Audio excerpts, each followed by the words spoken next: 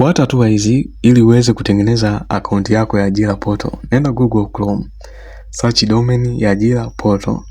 Kisha domain hii itakuleta moja kwa moja kwenye linki ambayo utapaswa ufungue linki ya kwanza yenye maneno yanayosomeka ajira portal home. Hapo utaanza na create account, yaani kufanya usajili. Hapo utatoa email yako na password ambayo utapaswa ujaze password mara 2. Hii ni kuhakikisha kwamba unaielewa na kuitambua password. Password na email ni kitu muhimu, na hakikisha password na email vinakuwa active kwenye simu. Baada ya kufanya usajili, utapaswa uende sehemu ya login ambayo inakuwa juu au sehemu yoyote kulingana na simu au kompyuta. Nenda sehemu ya login. Sehemu hii utapaswa utoe taarifa zile zile za email na password ambayo ulitumia kujisajili hapo awali.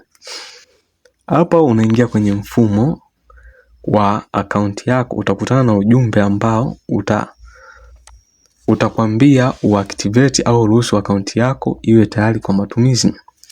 Na hapa utatumiwa linki kwenye email ambayo ulifanyia usajili. Email hiyo itafanya activation ya account kwa kubonyeza linki ambayo umetumiwa na ajira portal. Activation account, kisha urudi kwenye browser tofauti na ile ambayo umetumia kujisajili. Ikiwa umetumia Google, usitumie tena Google. Tumia Chrome, search ile domain ajira portal, kisha uingie kwa login, ujaze zile taarifa zako za email na password, uingie ili kuepuka matatizo ya mfumo kugoma. Baada ya kuingia kwenye account, utaanza na sehemu ya kwanza ya upakiaji wa passport. Sehemu hii iko kwenye sehemu ya dashboard.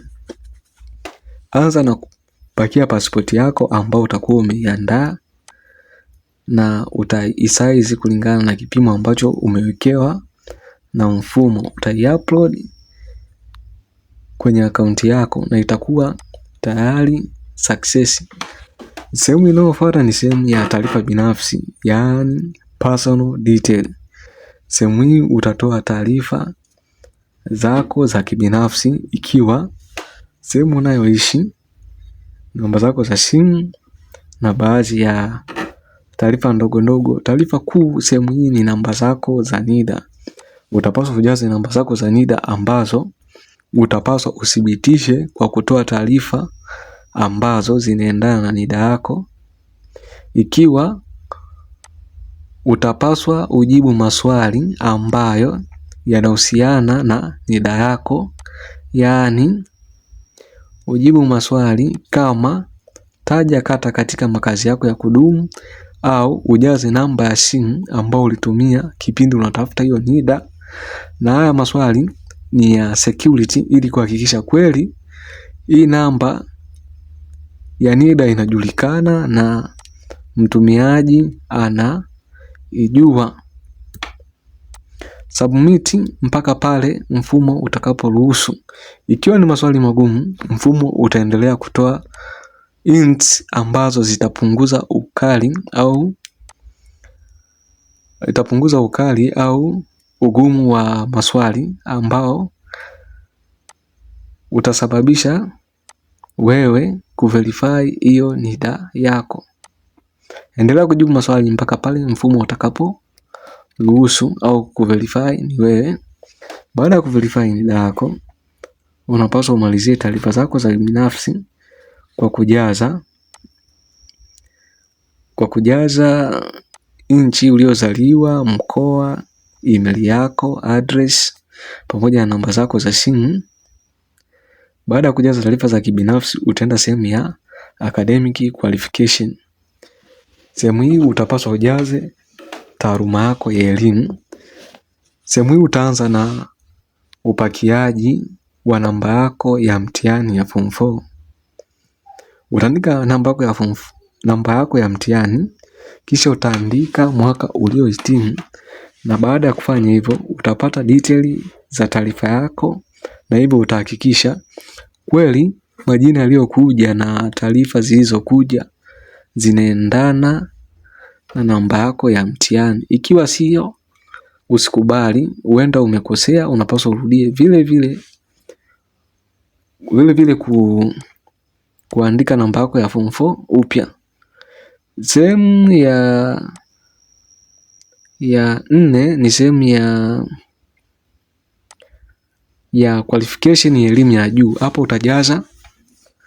utajaza uzoefu au utajaza taarifa za elimu ya juu, ambapo utachagua nchi, utachagua institution, yani college au university ambao umesoma. Utachagua kozi uliosoma, utajaza mwaka ulioanza na kumaliza, kisha utamalizia kwa kupakia document au nyaraka ya cheti ulichohitimu.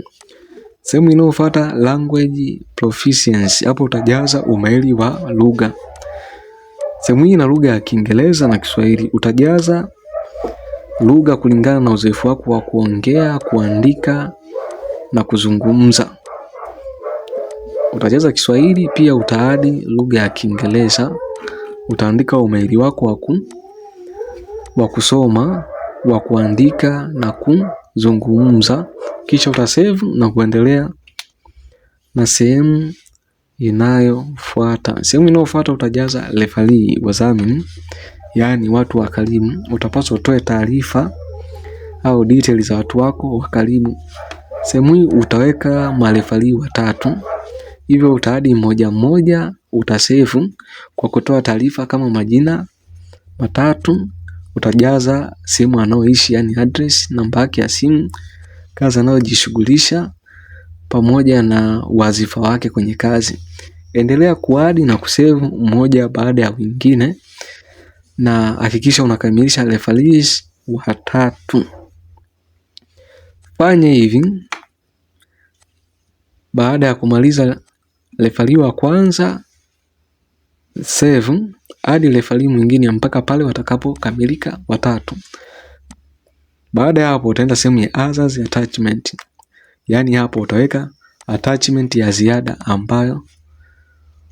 ambayo itatumika kama kisaidizi. Kizuri zaidi, unapaswa uweke cheti chako cha kuzaliwa. Hii inasaidia kutia uzito au kuongeza asilimia ya kuonwa au kuweka kwenye ushindani mzuri wa interview. Baada ya kuweka others attachment, utaenda sehemu ya working experience. Hapo utajaza uzoefu wako wa kazi kulingana na background yako ya maisha. Sehemu hii utajaza jina au eneo ambalo ulishawahi kufanya kazi. Utajaza ulikuwa unafanya kazi gani kwa kuandika description ambayo itakuwa na maneno chini ya 50. Baada ya kufanya hivyo, utatoa taarifa za mwaka ambao ulianza kufanya kazi. Pia utaweka mwaka ambao umemaliza, au huenda ukawa unaendelea kufanya hiyo kazi. Sehemu hii haikubani, ina option ya kuweka tiki kuwa bado unaendelea kufanya kazi hiyo. Baada ya kujaza taarifa zote, utasave taarifa zako, kisha utakuwa umekamilisha. Na baada ya hapo kabisa, baada ya kujaza taarifa zote, utaenda sehemu ya declaration. Sehemu hii ni ya makubaliano, inatumika kama sign ya kuwa taarifa zote ulizozijaza ni sahihi. Tia tiki hapa kabla hujaomba kazi. Na hii ni lazima, na huwezi kuomba kazi bila kukubali. Na sehemu hii inapatikana sehemu ya declaration. Hakikisha umefikisha 67%. Yangu hakikisha umefikisha 70%. Ya kwangu iko 67%. Hiyo fikisha 70% ndivyo uapply kazi.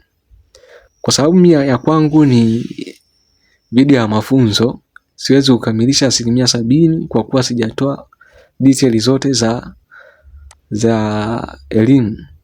Sehemu ya kazi ni sehemu ya vacancy. Hapo una uwezo wa kuapply kazi kulingana na taaluma ambayo umesomea. Hivyo itakuwa mwisho